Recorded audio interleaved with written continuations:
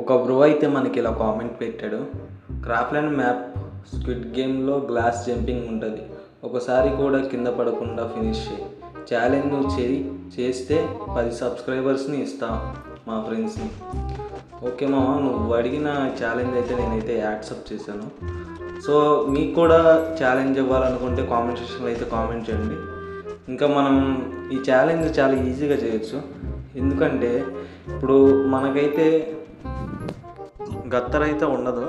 So ఇక్కడ కనిపిస్తున్న వీళ్ళందరికీ చాలా గత్తరైతే ఉంటుంది, వాళ్ళైతే దూకేస్తూ ఉంటారు, నేనైతే ముందు వెళ్ళాలి అనేసి.